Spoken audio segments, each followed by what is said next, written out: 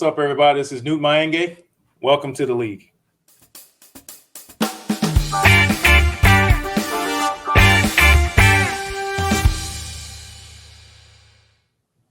Today's topic is on adapting to online learning, and I couldn't have had this conversation with anyone other than my next guest.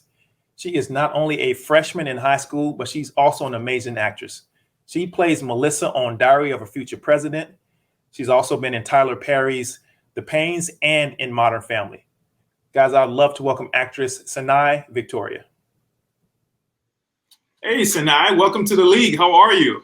I'm great. Thank you so much. How are you? I'm doing well. How have you been with your family and everything, especially with the fires and COVID? Are you guys safe? Are you healthy? Yeah, we're hanging in. Luckily, we're not near the fires, so we're just, staying healthy because I know the air quality has been a lot to deal with. It's been really, really bad, but yeah. How are you staying with everything? I'm doing good. Same thing. We're just trying to navigate and be innovative, but at the same time, stay safe because that's kind of what we need to be doing right now. Yeah. And that kind of leads me into our topic for today, which is on adapting to online learning. And I know that, your face literally just said all. It's a different time right now, especially with COVID. And for me, I went through middle school, high school, in-house, classroom when I was able to learn. And that's how I excel very well. Mm-hmm. College in a classroom, excel very well because I had my teachers there. I had my fellow students and classmates that I was able to go through study sessions with and interact with. And I actually went to online distance learning for my grad school programs. Oh. Yeah, so I went to law school online, and I also did my master's online, and it was very challenging, to say the least. Yeah. Because now you're navigating everything online. Your coursework is online. Your teacher interaction is online. Yeah. Your fellow students and classmates interaction is online.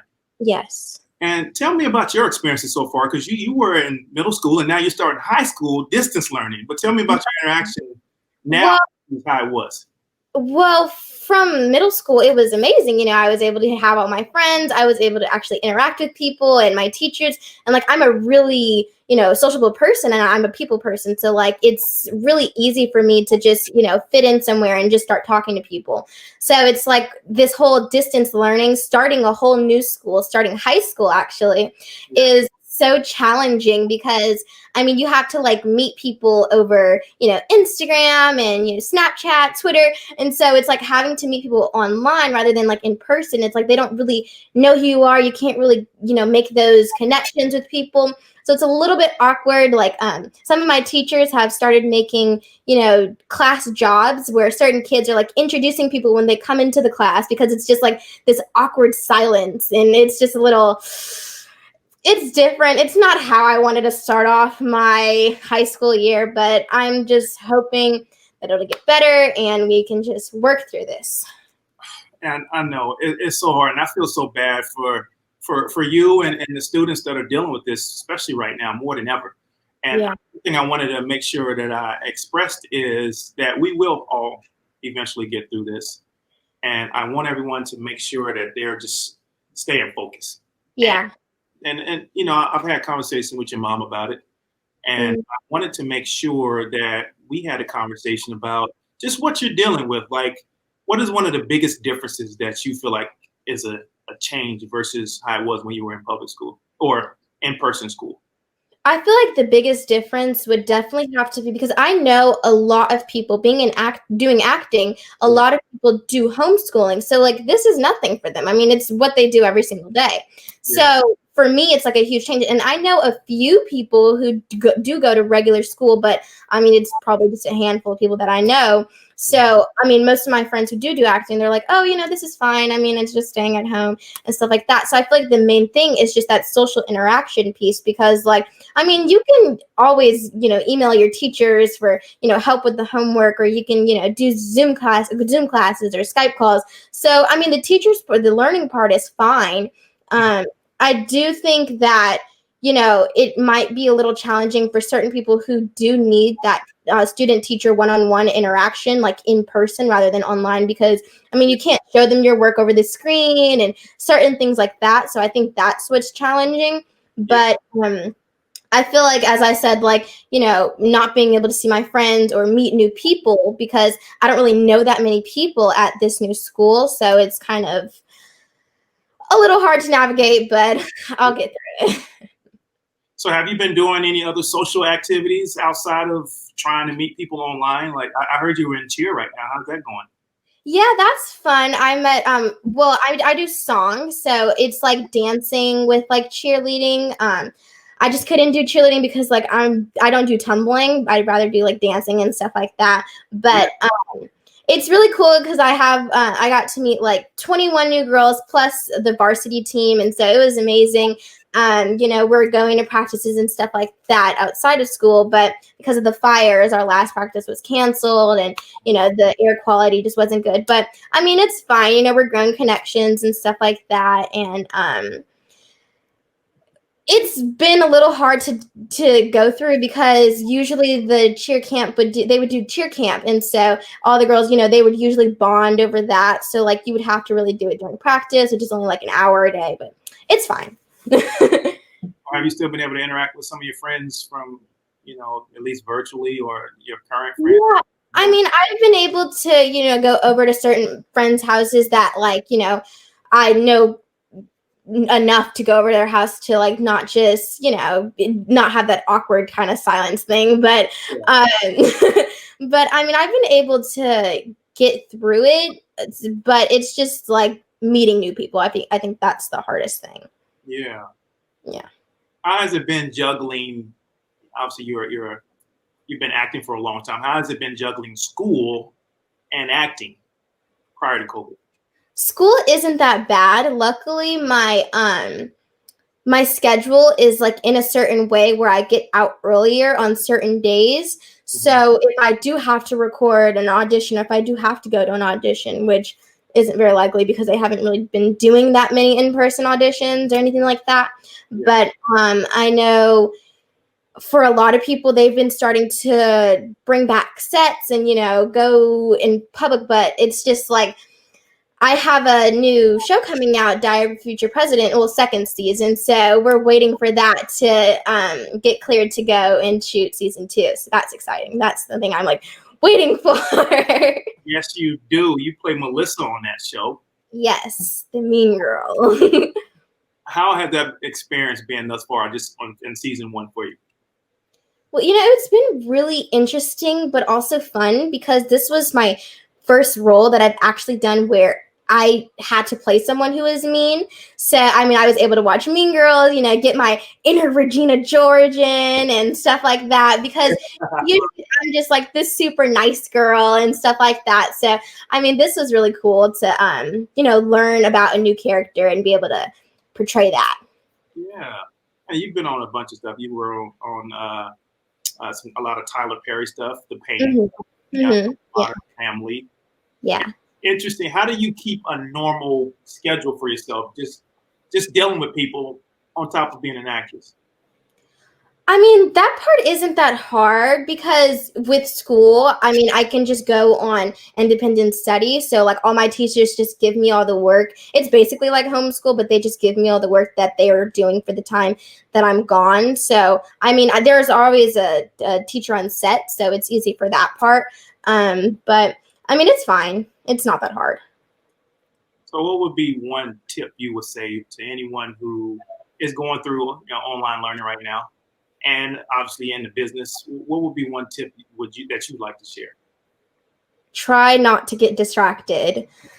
That's the biggest thing. I mean, you're sitting at home and you're staying in the same, well, for me, I stay in the same room because I just feel like having to move all my work and stuff into different rooms is just like a lot of work. Yeah. But, just try to stay focused. I mean, don't get distracted.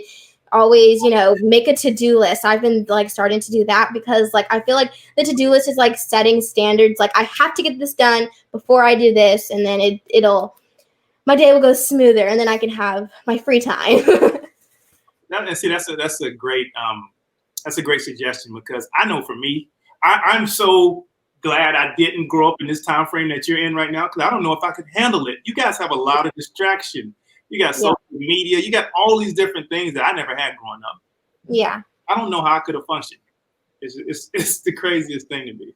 I was so scared, you know, when back in March when we were starting to do this whole quarantine thing, I was so scared. Like, how am I going to be able to manage like acting, school, and like my social life? But then, like, once I got in, I started to get in the group, and then like the whole show business just stopped for a while because yeah, you can't, you know, press COVID-19 everywhere. So, Yeah. but it's nothing I can really do about it.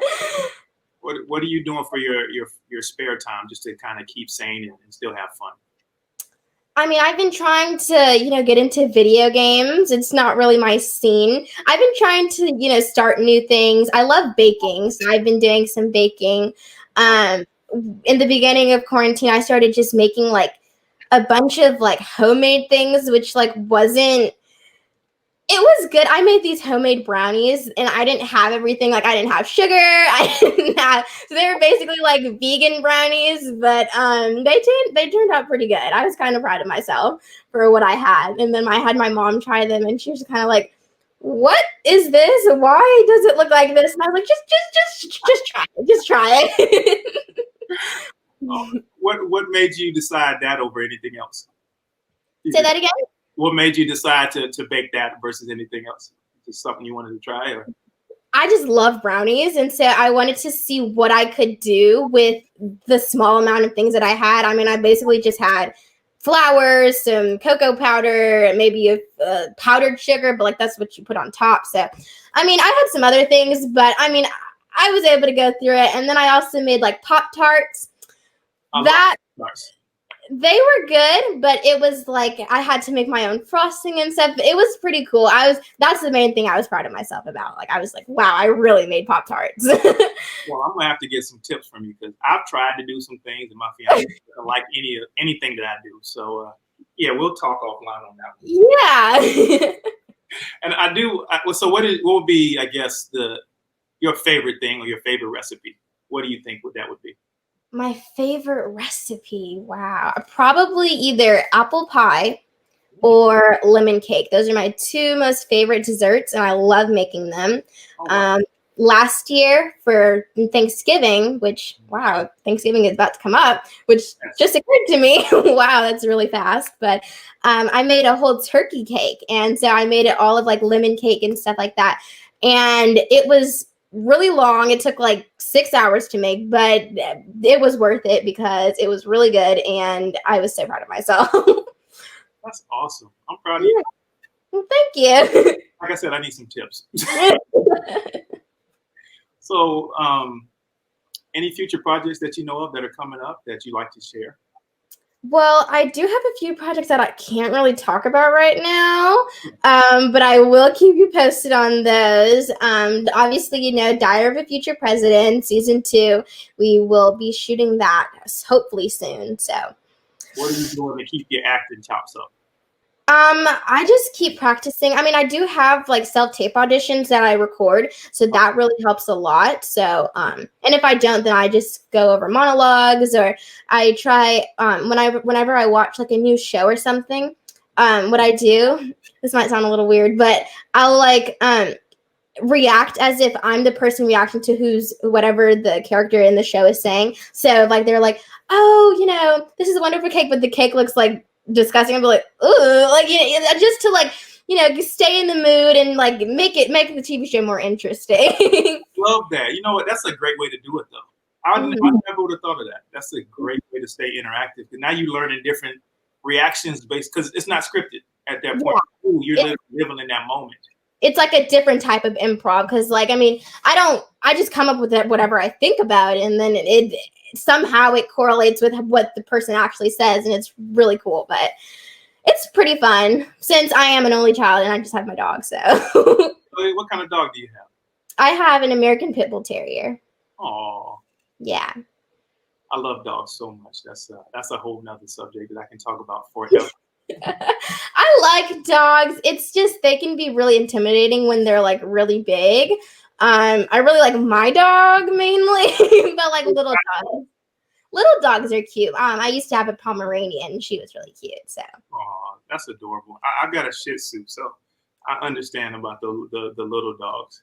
They yeah, do fun and stuff though, yeah. which they are because they're adorable. They can get away with stuff. Mm-hmm. It's just dogs. They're a lot of work, especially in quarantine. It's like my dog. Whenever she has to go to the restroom, I have to like get up really early and take her outside. But I mean, it's fine. Starts the day off better, and I get to see the sunrise. That's awesome. Yeah. Well, so now where can people follow you to continue to watch everything that you're doing? Well, you can follow me on Instagram at I am Sanai Victoria, SANAIVICTORIA, and on Facebook and Twitter at Sanai Victoria, and TikTok at Sanai Victoria. I'm gonna follow you on TikTok. I need to get on there. I don't know how much longer it's gonna be around, but I need to get on there.